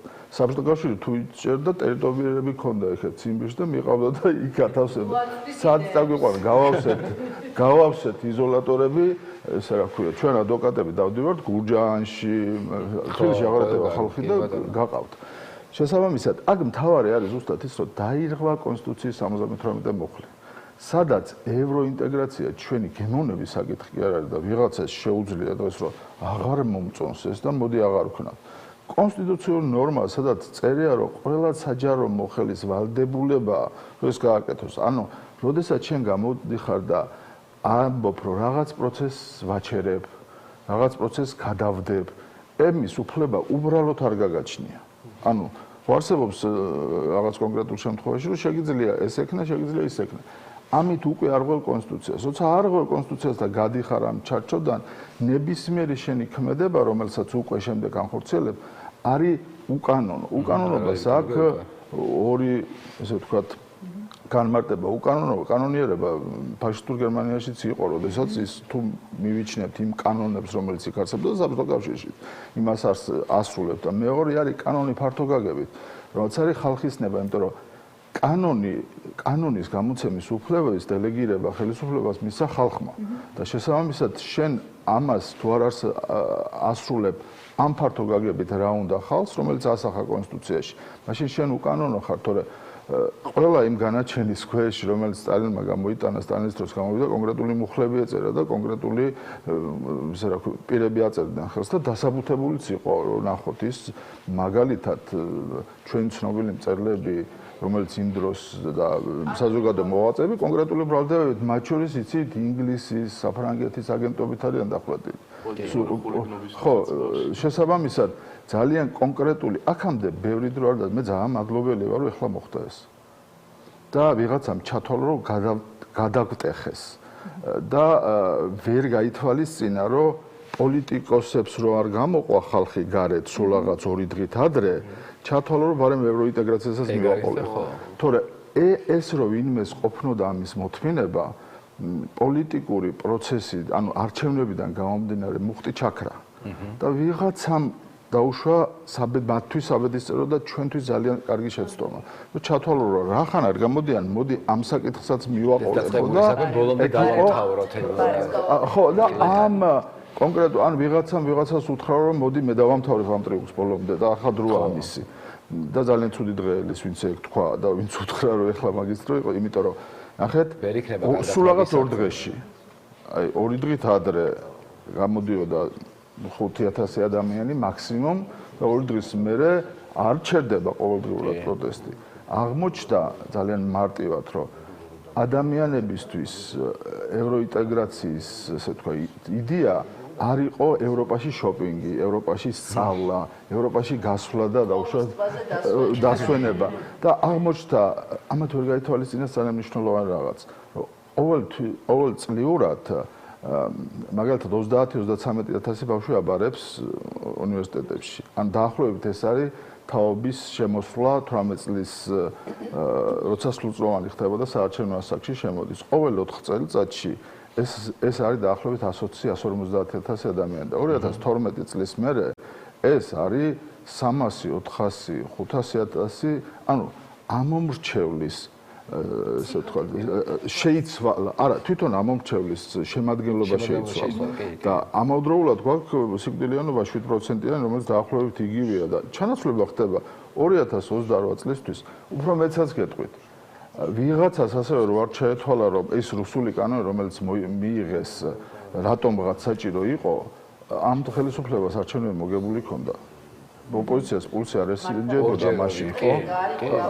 ხო, ხო, შესაბამისად ძალიან მარტივად რო ვთქვათ, ეს რომ არ მომხდარიყო და მათ ამის ნებისყოფა ქონოდათ, ჩვენ ახლა დღეს ჩვეულებრივად ვიქნებოდით და ისე გადავიდოდით აი იმ შეგდების და ვირად გადაქცევის ეტაპზე, რომ შეიძლება ვერ გვეგზნოთ. საბედნიეროდ ეს რაც მოხდა, მე ეგრე მგონია, თუ შევხედავთ ცოტა გლობალურად, ეს ძალიან კარგი პროცესია. ჯერეთ ერთმანეთი დავინახეთ, ერთმანეთი გამოკრისტალდა საზოგადოება.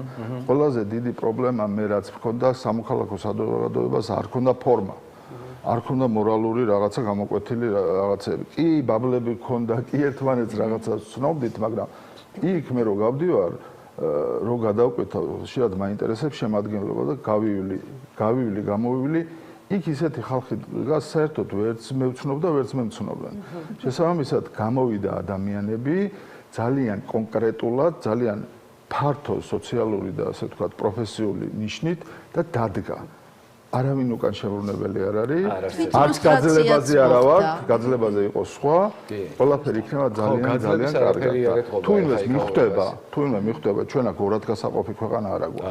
თუ იმე მიხვდება, რომ უბრალოდ ამ ხალხს უნდა დაელაპარაკოს, ყველაფრისთვის და ქვეყნისთვის იქნება კარგი და დროზე მოხდება ეგ სიტუაცია. თუ არ მიხვდება, მაინც კარგად იქნება საქმე, უბრალოდ დროში გადაიწევს. ეგ არის.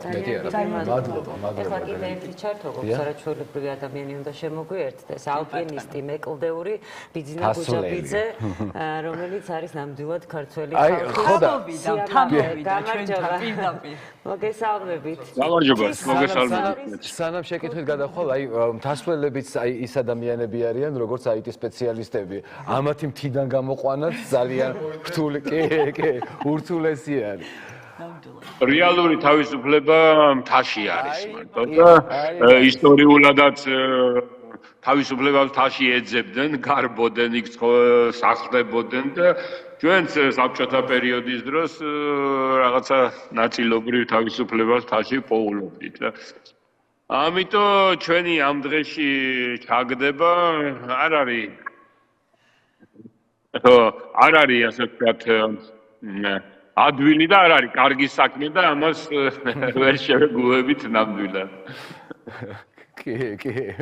ბატონო ვიძინა, თქვენთანაც იგივე კითხვა გვაქვს, რა თქმა უნდა, როგორც ჩვენ სტუმრებთან, რატომ გამოხვედით სამრჩა მოგიყვანათ მთიდან? მე მართალი გითხრა მადლობელი ვარ რომ აი ამ დროში მომიწია ცხოვრება და ეხლა ეს ერთ-ერთი ყველაზე ესეთი მნიშვნელოვანი მომენტია ჩვენი ქვეყნის ისტორიაში ძალიან გარდამტეხი და აი ბავშვობაში თუ ოდესმე გვიოცნებია რომ აი მაშინ იმ დროს დაუბადებულიყავი აი ზუსტად ეხლა ასეთი დროა და ეხლა რამეზე აი უკან დაფევა აი რაიმეს შეგუება დათმობა ხელების ჩამოშვება შეუძლებელი არის რა ეს რაც შეეხება აი მთლიანად ქვეყანას რაც შეეხება ჩვენს მომავალს ჩვენს მომავალ თაობას ჩვენს შვილებს შვილიშვილებს აი იმ ხალხს რომლებიც ახლა იმ ბიჭებს ახალგაზრდებს რომლებიც რაღაც ციხეებში იზოლატორებში საპყრობილეში ზიან და კიდე უმატებენ და უმატებენ ამათ ასე ვთქვათ ხალხს რა ვეღარ ატევენ მე მგონი უკვე ვერსად რა და რაც შეეხება თვითონ აი კონკრეტულად ჩვენ საქმეს ახლა ეს ძალიან ისეთი პირადი საქმეა შეიძლება ითქვას რაცამ თქვას რომ ეს ვიწრო წრის საქმეა მაგრამ ასე არ არის რა მთის ინდუსტრია მთის ბიზნესი ძალიან მნიშვნელოვანი არის ქვეყნის ეკონომიკაში და ყველაფერი ეს ძალიან მარტივად გაჩერდება აი უკვე შეიძლება ითქვას რომ უკვე დამოფრუჭდა უკვე გაჩერებული არის რა და ეს აისახება ყველა ჩვენთაგანზე ჩვენს ოჯახებზე და ჩვენს ირგვლივ მყოფ ოჯახებზე და დავი აი რაც ტურიზმს შეეხება აი ეს მთლიანად ჩვენი საქმეა რა და ჩვენი საქმე ზარალდება გარალდება იმითი რომ აღარ ხდება ევროპული პროექტების დაფინანსება ეწყება ვეღარ განვითარდებიან ჩვენი გიდები ახალი გიდები აღარ გვეყოლება სტუმარი ამათ გარდა აი მაგალითად აი ესეთი თაშვილი-შვილო საქმე როგორიც იყო ჩვენი ასოციაციის და გიდების ასოციაციის სკოლის მშენებლობა მესტიაში რომელიც აი დასავლეთ საქართველოს თვის იმუშავებდა და დასავლეთ საქართველოს გიდებისთვის შენდებოდა პირველი სართული უკვე შენებული არის ეს გაჩერდა და აი რა ბედი გველის მაგასთან დაკავშირებით არ ვიცი და უამრავი პროექტია რა უამრავი საქმეა რა აქ ეხლა მე ეს კი არ უნდა ვიჭდე რაღაც თაში უნდა ვიყო აღასრულები გვაქვს და გეგმილი სწავლებები გვაქვს და გეგმილი და ყველაფერი ეს ასე ვთქვათ გაგვიჩერეს მაგრამ თვლი რომ უილად ავხარჯავთ ჩვენ ენერგიას და ეს ენერგია ჩვენ ახალგაზრდობას ზრდის მეტ პასუხისგებლობას უმატებს და აი ახალი საქართველო იბადება ეხლა და აი ამბებს შევესწრებით ძალიან დიდი მადლობა. აი ისე დაამთავრე თვითონ რომ ეს კითხვა ქონდა რა მოლოდინი და მართლა ეს არის რა. მოლოდინი ერთი მაგ მარტო რომ ყველაფერი კარგად იქნება. ძალიან დიდი მადლობა. თავისუფლად ყველა მოაზროვნე ადამიანის მოლოდინი ეს არის. ხომართალია. რაღაცაერად რომ შევაჯამოთ დღევანდელი ჩვენი საუბარი და უკვე დროც სიწურება ჩვენი საეთერო და მოკლედ თუ გსურთ. თითო წინადადებით. მე სიამოვნებით კითხავდით და გალაპარაკებდით ბევრს მაინტერესებს აი იმათი ფსიქოტიპი რა არის აი ქროს ხედან ძალათავრობა რო ყავს. ფსიქოტიპზე საერთოდაც არ ვილაპარაკებდი მორალურად ასე ვთქვათ მორალურად წაგებული ჯგუფია ეს. ანუ მორალზე ვილაპარაკებდი, იმიტომ რომ ჩვენი ქვეყნის ჩვენი სახელმწიფოებრივი ინტერესები მათი ღალატი კონსტიტუციის ღალატი, დიდი ბოდიში, უკვე ფსიქოტიპიც კი აღარ მაინტერესებს, ხო? ისეთი ტრივიალურია ყველგან, აი ხა რამდენი მხატვრული ნაწარმოები ვიცით და რამდენი რეალური, ასე ვთქვათ, უბედურება ვიცით ამ ესე იგი ხო აბარა დიქტატურის შესახებ. ხო, მე ისე შევაჯამებდი, რომ შობიარობის ტკივილებში ვართ ახლა და ალბათ უნდა ვიამაყოთ ჩვენი ახალგაზრდა თაობით, იმიტომ რომ პრინციპში ეს კურსის ცვლილება ჩანდა, მაინც აი კიდევ ერთხელ გავიმეორებ 12 წლის წინათაც, როცა მოვიდნენ ხელისუფლებაში. ბევრი ინდიკატორი იყო, ძალიან ბევრი. არა მარტო კურსის ცვლილება ჩანდა, კიდე აი ანესთეზიაში იყო ჩვენი მოსახლეობის კრიტიკული აზროვნება, მაინც დიდი მასშტაბით რო ვთქვათ. იმიტომ რომ მაგალითად კოვიდის შემთხვევაში ერთ-ერთი ყველაზე მაღალ სიკვდილიანი ქვეყანა ვიყავით. ანუ არაფერი არ იყო, აი რო ვთქვა რომ მიღწევა რაღაცა. არაფერი არ ქონდათ და მოსახლეობას არ ქონდა კრიტიკული დამოკიდებულება. და უცებ შემოგვესწრო, კიდევაც დაიზარდნენ ალგეცლეკვები მგლისანიო, ხო? შემოგვესწრო ჯენზი თაობა და შემოგვილაწუნა და აი ეს შემოლაწუნება იყო ძალიან მნიშვნელოვანი, რომ ნუ დუმთხართ, ხო?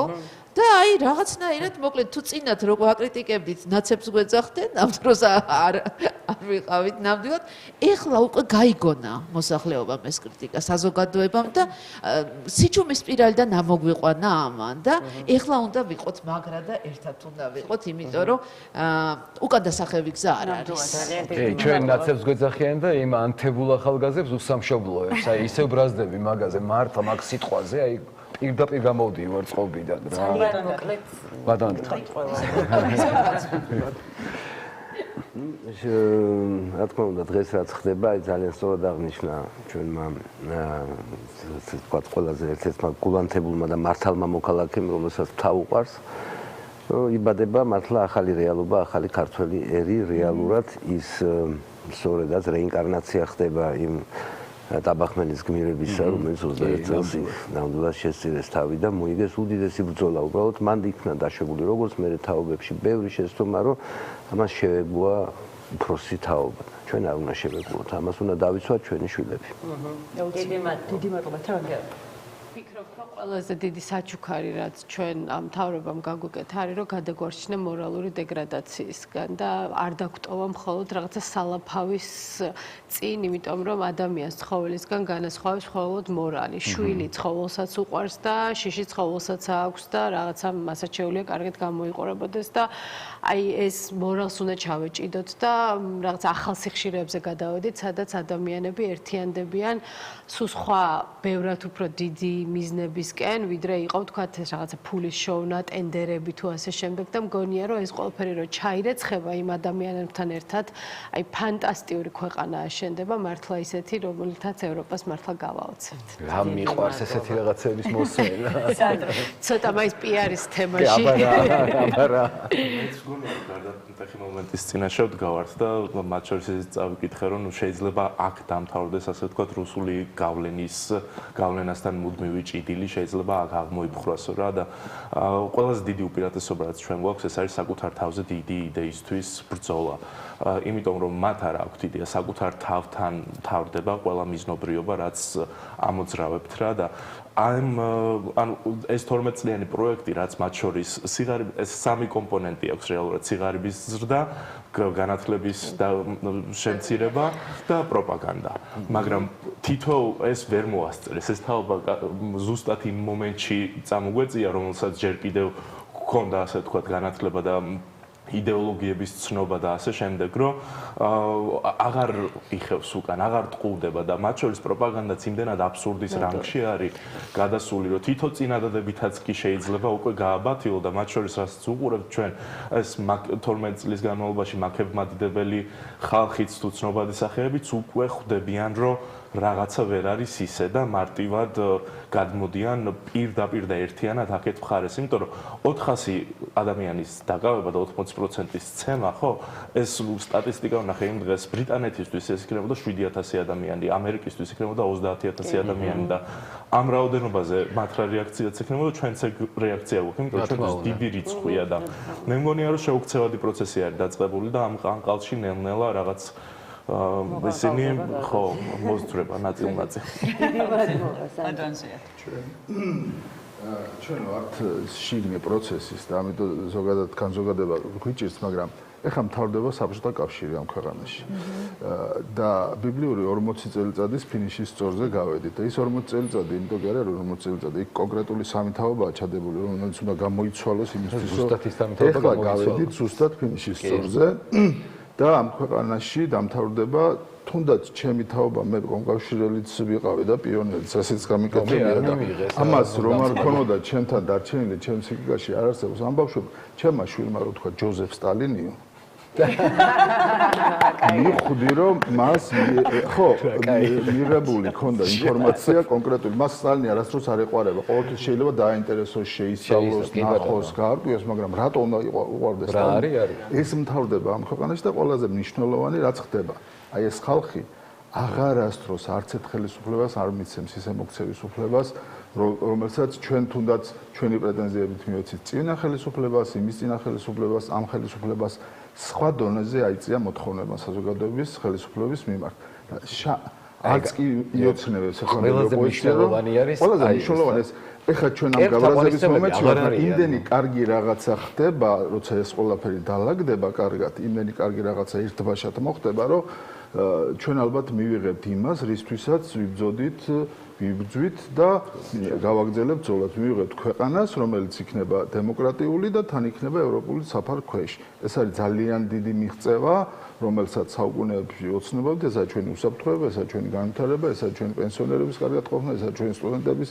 კარგად სწავლა და ბევრის ბენეფიტი რომელსაც ყველა ელოდება მათ შორის ის ადამიანებიც ვინც ახლა მეორე მხარეს არიან და უბრალოდ ამას ყველანაირად უყურებთ ჩვენები არიან ესენი კი გლანძღავენ მაგრამ ჩვენ მაინც გვიყვარს ყველა ხო ნუ რა ქნან ეხლა ჩვენ გვიყვარს ყველა მართლა დავამციროთ არცუნაშევაში და ჩვენ ძველი არიან ყველაზე მნიშვნელოვანი 90-იანი მაგ თვითონ წესი ახსენე ეროვნულ მოძრაობა და მაშინ ლიდერები არსებობდნენ და ყველაზე მაგარი არის ის რომ ლიდერი და ამ პროცესის მონაწილე და შემქმნელი არის ყველა ადამიანი ანუ ყველასია ეს გამარჯვება ვერ შეწყვიტავენ ამ პროცესს როცა ერთი ლიდერი ყავს ორი ლიდერი ყავს თავსაც და პროცესი ჩერდება ეხლა ეგ წარმოუდგენელია კაი საერთოდ არ ვიცოდით აი ეს ტიკების უკაცრავად გამოსვამბობ აქცია რომ იყო იმ დღეს იურისტებმა ისე დაუგეგმეს არ იმ დღეს აქციები ჩატარდება ყველაფერი ერთმანეთთან რამე შეთანხმება რომ აქციები ქონდა უბრალოდ ვიღაცამდე შეაჯამა და ცხვირი დაწერა და თან ისე მოგვიხერხებია რომ სხვადასხვა საათებში რამდენი ცხვირიც არსებობს ძალიან საინტერესო ძალიან კაი აღარ ვიცი რომელს შეუერთდა იმიტომ რომ ხელოვანები რაღაცა ლიტერატურა პირდაპირ ბოლოს უსთაველზე შეგვიძლია გამოისე ფინალური წერტილი მართლა დიდი მადლობა აიტისიკება უკაცრავად რომ დაიწყეს ერთი რაღაცა აქვს რესტარტი აქვს თამათ კრიზისის გადასაწყვეტად ანუ რომ ყველაფერი რომ დაეკიდება რესტარტს აჭერენ ეხლა არის ქვეყანაში რესტარტის დრო და მორთონთა უნდა ჩავთოთ ხელა აი ასე მხიარულად ძალიან დიდი მადლობა ოპტიმისტურად ადავასრულოთ რომ დავშვიდობთ ჩვენს მოყოლებს საინფორმაციო გამოშვება პირველები და შემდეგ დავბრუნდებით დიდი მადლობა თქვენთან მადლობა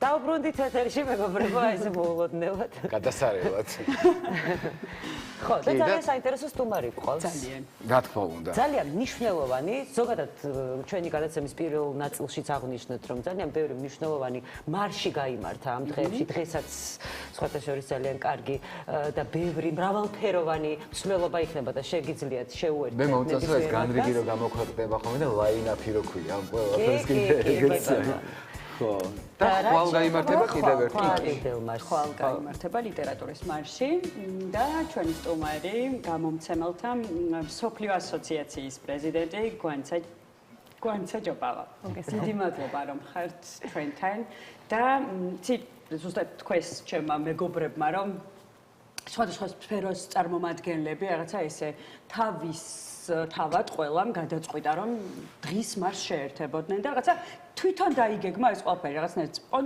სპონტანურადაც და თან ისე რომ თითქოს ერთმანეთს არც ეჯახებიან, ასე ვთქვათ, რაღაცნაირად ძალიან დაწყობილად აქვს ეს ყველაფერი. ახლა უკვე ლიტერატურის მასშიც ასე შეუერთდით თქვენს პრინციპში, იმიტომ რომ აქამდე ასე გამოყოფილად ამ 2 დღის განმავლობაში მე თუ სწორად მახსოვს არ ყოფილა, ხო მართალია. დღეს უკვე უბრალოდ ხვალიდან შეუერთდებით. ეს როგორც მარში თორე აქციაზე არა, ეგ კი თავისთავად რუსთავზე რომ საბოლოოდ ყველა ერთად ვიყრით თავს, რა თქმა უნდა, ასეა, მაგრამ ამ შემთხვევაში თქვენგან მაინტერესებს როგორ მიხვედით ამ გადაწყვეტილებამდე, რა თქმა უნდა, რთული არ იქნებოდა ამ ყველაფრამდე მისვლა. ბუნებრივად. ბუნებრივად. მივესალმებით თქვენს მაყურებელს. ხო, რა თქმა უნდა, ძალიან მნიშვნელოვანია და ძალიან სასიამოვნოც არის, იმიტომ რომ აი ამ დღების განმავლობაში ვხედავთ თვითორგანიზებას საზოგადოების მხრიდან, რაც არის ძალიან დასაფასებელი და სანიმუშოც შეიძლება ესე ითქვას, იმიტომ რომ ჩვენმა საზოგადოებამ გამოავლინა მართლაც ეს თვითორგანიზების საოცარი მაგალითი, საოცარი შესაძლებლობები და ცხადია ჩვენც გვინდა რომ ამ ყველაფრის ნაწილი ვიყოთ. ლიტერატურის სფერო არასდროს იყო პასიური, არც ერთ ასპარეზზე, იმიტომ რომ მოგეხსენებათ აი ეს ისტორიულად რა თქმა უნდა. და ძალიან დიდი წლეხის ქვეშ იყო ყოველთვის. ყოველთვის და თანამედროვეობაშიც ეს გამონაკლისი სამწუხაროდ არ არის.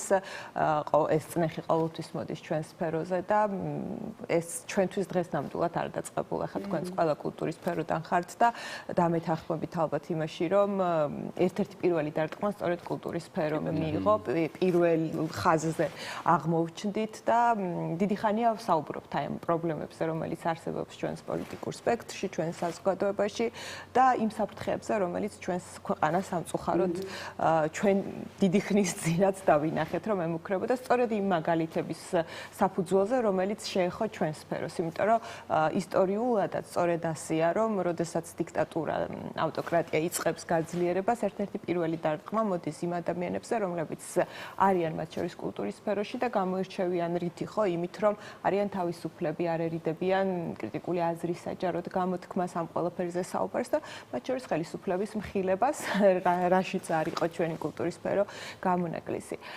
სწორედ ამიტომ ეს არის ჩვენი ერთ-ერთი კიდევ ერთი შენატანი, ასე ვთქვათ, ამ ბრძოლაში, ეს მარში, რომელიც გაიმართება ხვალ 5 საათზე ჩვენ გადავწყვეტეთ ძალიან სიმბოლურად, რომ ეს მარში დაიძრას ილიას მემორიალური მუზეუმიდან, რომელიც მდებარეობს ივანე ჯავახიშვილის 7 ნომერში და ცხადია ყველაფერი ბოლოს მინდის რუსთაველზე და მიდის პარლამენტში. დაწმინდელი ბანკირი არის.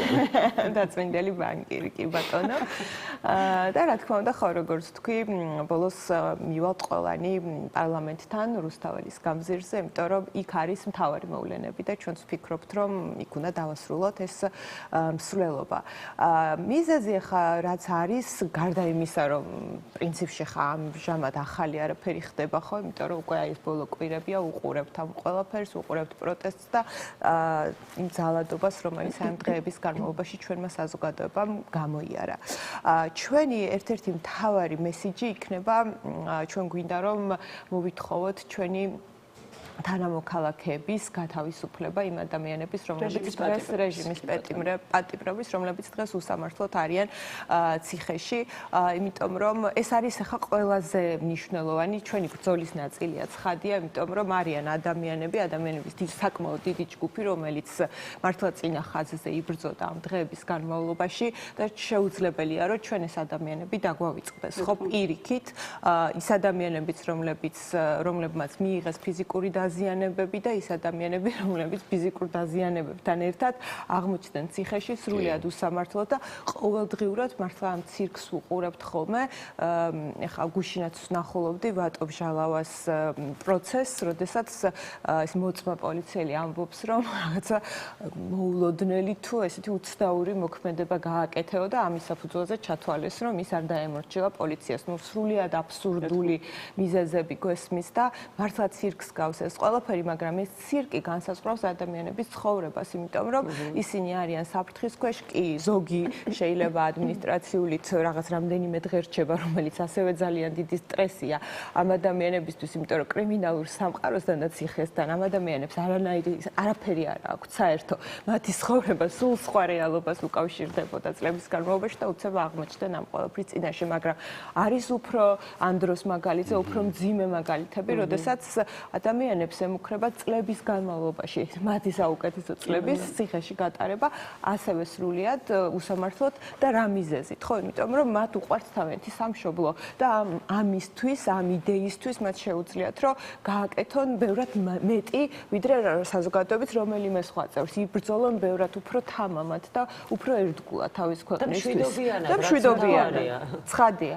და აი ამ ამაზე დიდი უსამართლობა რა შეიძლება იყოს და საერთოდ აი ჩვენ ვხედავთ რომ რაც არის ძალიან მტკივნეული და გულდასაწყვეტი რომ მართლა ჩვენი საზოგადოების საუკეთესო წარმომადგენლები არიან მსხვერპლები ამ ყველაფრის ის ნაცემ ადამიანებშიც ახალგაზრდები რაც თავარია რომლებიც განსაზღვრავენ ჩვენი ქვეყნის მომავალს და როგორი იქნება ჩვენი ქვეყნის სახე ზოგადად სწორედ ამ ახალგაზრდებზე კულტურის თუ რა ვიცი სხვა სფეროს წარმომადგენლებზე არის დამოკიდებული და ჩვენ ვხედავთ ამ ადამიანებს დასჯილებს და ნაწამებს უსამართლოდ. ამიტომ ჩვენი აი ეს მსვლელობა, რა თქმა უნდა, მთავარი ჩვენი სათქმელი იქნება ეს, რომ რეჟიმის პატიმრები, რეჟიმის მსხვერპლები ჩვენ გვახსოვს, ჩვენთვის ისინი არიან მნიშვნელოვანი ადამიანები და ჩვენ ვაპირებთ მათ დაცვას და მათთვის ბრძოლას. აი დღესაც ამაზე ვლაპარაკობთ და ძალიან მნიშვნელოვანია ეს ყველაფერი და რატომღაც იმ ადამიანებს არ ესმით ეს, რომ ამით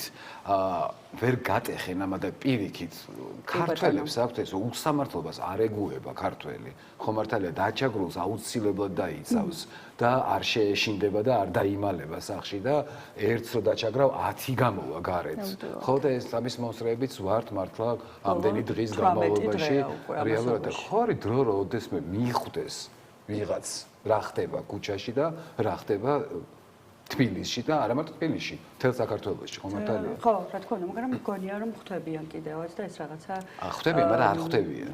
ხო, ნუ ეს დაბრმავების დაყრდნობის რაღაც, როდესაც არ გინდა რომ ეს ყველაფერი დაინახო და გაიგონო, სხვა ამბავია კიდე და სხვა პრობლემაა, თუმცა ძალიან კარგად ხედავენ და სწორედ ეს მათთვის შემაშინებელიც არის, რა თქმა უნდა, ერთის მხრივ, იმიტომ რომ ხედავენ ძალიან გაბრაზებულ, ძალიან შეურაცხყოფილ საზოგადოებას, რაც ასე უყვალოდ ნამდვილად არა გამორიცხულია და არც ჩაივლის და მოკლედ ის მარშები მე მგონი დავაანონსეთ, იმიტომ რომ დღეს წინა ბლოკში ვამბობდით რომ უკვე აღარ ვიცით ჩვენ თვითონ რომელ მარშს შევუერთდეთ, იმიტომ რომ მართლა ესე ყველა მხარე სადაც არ უნდა გაიხედოთ თბილისში არის მარში და ყველგან შეიძლება იყოს შენი თავი.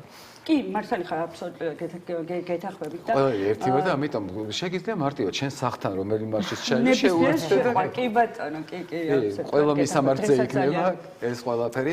კიდევ ერთხელ მოდი უთხრათ საზოგადოებას, სად და რომელ საათზე იკრიბებით ლიტერატურები. ეს მარში იქნება ხვალ, ანუ ორშაბათს 16 დეკემბერს 5 საათზე ჩვენ ვიკრიბებით ჯავახიშვილის 7 ნომერში. ეს არის ილია ჭავჭავაძის მემორიალური მუზეუმი და აქედან უკვე სიმბოლურად ვიწრებით რუსთაველის მოედნისკენ, რუსთაველის მიმართულებით, კიდე რამდენიმე გაჩერება გვექნება გზაში და როგორც ვთქვი, ჩვენი მთავარი სათქმელი იქნება ცხადია აი მოვლენების გაპროტესტება, რომელიც ჩვენს ქვეყანაში მიმდინარეობს. ნამდვილად, როგორც თქვენ თქვით, ქართველი ხალხი, ეს არის იმის გამოხატულება, რომ ნამდვილად არ უშინდება. ხა მიზანი ხო ამ ძალადობის ჩვენს ქვეყანაში იყო დაშინება, იყო ის, რომ ხალხი დარჩებოდა სახლში, ან არ გაუშვებდა შვილებს სახლიდან, მაგრამ პირიქით მშობლები და შვილები და ოჯახები ზოგადად ერთად გამოდიან და ერთად განან, იმიტომ რომ ყველას ძალიან კარგად გვაქვს გაცნობიერებული, რომ თუ კი ჩვენ დღეს აი ამ ყველაფერს დავთმობთ, ხო, ჩვენი წარმოუდგენელი გახდება ჩვენი ცხოვრება ამ ქვეყანაში და მართლა მაშინ ყველამ უნდა ვიფიქროთ იმაზე, რომ ხო, აქედან წავიდეთ, გავიქცეთ, მაგრამ მე ვფიქრობ, რომ ის ყველა ადამიანი, რომელიც რუსთაველზე დგას, ამბობს, რომ არავის არ აქვს ამ ქვეყნიდან წასვლის სურვილი, ჩვენი ცხოვრება გვაქვს აქ და მიგვაჩნია და გვაქვს სურვილი, რომ ჩვენი შესაძლებლობები მოვახმაროთ სწორედ ამ ქვეყნის განვითარებას. შესაბამისად, მართლა არაფრის არ ეშინია, აი უკვე ისეც ვართ, რომ აი დასაკარგიც, რა ვიცი, მე მგონი ასე ფიქრობს ხალხი, რომ ისეთი რაღაც გვაქვს დასაკარგი, ანუ ქვეყანას კარგავთ, ამაზე ძირფასი ჩვენთვის მართლა არაფერი არ არის. გეთახმებით, რომ აი ქვეყანასთან შედარებით რა უნდა იყოს ის მიზეზები, რომელსაც ახლა დღეს ჩვენ გაუფრთხილდებით და ამის გამო გავჩუმდებით და სახლში დავრჩებით და გარდა ამისა, ახლა როგორ ყველა ვფიქრობთ იმაზე, რომ როგორ განვითარდება მოვლენები, როგორ დასრულდება. აი უბრალოდ წარმოუდგენელია ჩემთვის ჩვენთვის პირადად და მგონია ბევრი ადამიანისთვის, რომ ჩვენ დავივიწყოთ და ვაპატიოთ ჩვენს ხელისუფლებას ის, რაც ჩვენ ამ დღეებში ვნახეთ. იმიტომ რომ თუ ჩვენ ჩვენს ხელისუფლებას ამ ყველაფერს ვაპატიებთ და თუ ჩვენ შევძლებთ, რომ აი ეს კოშმარები აღარ დაგვესიზმროს და აღარ გაგვახსენდეს ეს სურათები, მაშინ ჩვენ საზოგადოება არ ყოფილვართ და აღარაფერზე აღარ უნდა გქონდეს პრეტენზია. მაშინ ამას უნდა შევეგუოთ, რომ მაშინ ჩვენ ვართ დამონებული საზოგადოება და მოდი მივცოთ მაშინ მათ ბოლომდე აკეთონ, რასაც აკეთებენ. ხო, რასაც მე დარწმუნებული ვარ, რომ ქართველი ხალხი ნამდვილად აღეგუება და ჩვენ არ გავხდებით ის ქვეყანა, რომელიც მოგვილოცავს პრეზიდენტ, ეგრეთ წოდებულ პრეზიდენტ ყაველაშვილის არჩევას ლუკაშენკო და ამით გავხდებით ბედნიერი. არა, ჩვენ ვიქნებით ის ქვეყანა, რომელიც გულთან ახლოს მიიტანს ბელარუსიდან თუნდაც სვეტლანა ალექსიევიჩის გამოგზავნილ წერილს, რომელიც გვეუბნება, რომ სანამ თქვენ ხართ ერთად და გახართ ერთად, თქვენ ხართ თავისუფალი და ჩვენ ეს გვაქვს ძალიან კარგად გააზრებული. ძალიან დიდი მადლობა. წარმატებას გისურვებთ. და აი ესე პირველი ბლოკი ძალიან ოპტიმისტურად დავამთავრე და მეორე ბლოკსაც აი ესე ოპტიმისტურად ვამთავრებ და გემშვიდობებით სულ რაღაც შაბათამდე. ნახავთ. მადლობა კიდევ ერთხელ. თუმცა რუსთაველზე შევხვდებით.